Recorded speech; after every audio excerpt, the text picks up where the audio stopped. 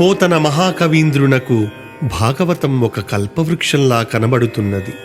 కల్పవృక్షం కోరిన కోరికలన్నిటినీ తీర్చి ఆనందాన్నిస్తుంది. భాగవతం కూడా అటువంటిదే అని పోతనగారి సంభావన.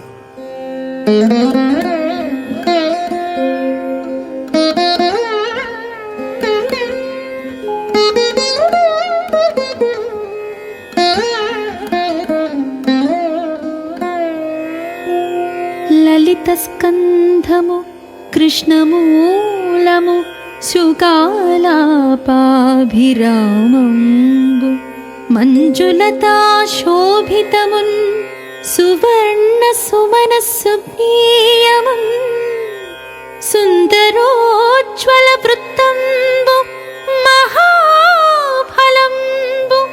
విమల వ్యాసాల వాలంబునై వెలయున్ భాగవతాఖ్య కల్పతరు ఉర్విన్ సద్విజ శ్రేయమై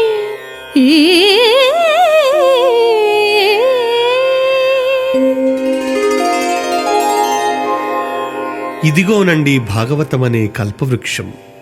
ఈ వృక్షం బోధే చాలా సుకుమారంగా ఉంటుంది.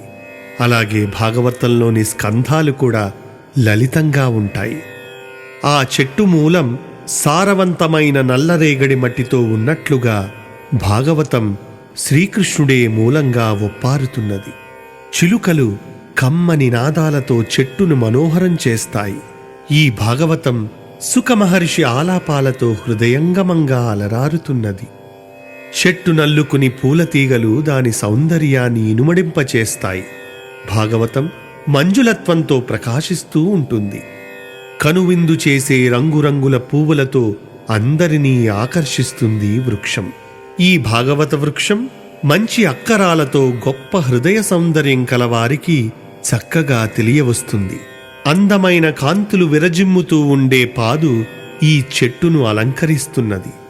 అందమైనవి, వెలుగులు చిమ్ముతున్నవి అయిన ఛందస్సునందలి వృత్తాలు ఈ భాగవతంలో ఉన్నాయి. స్వచ్ఛమైనది, వెడల్పైనది అయిన పాదు ఈ వృక్షానికి ఉన్నది. స్వచ్ఛమైన హృదయం గల వ్యాసులవారే భాగవతానికి జన్మభూమి. వృక్షం గొప్ప ఫలాలను లోకానికి అందిస్తుంది.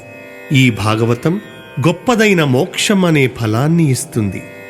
ఆ చెట్టును ఆశ్రయించి మంచి పక్షులు బ్రతుకుతూ ఉంటాయి. ఈ భాగవతం సద్విజులు అంటే ఉత్తమ సంస్కారం కల పండితులకు ఆశ్రయింపదగినదై విరాజిల్లుతున్నది.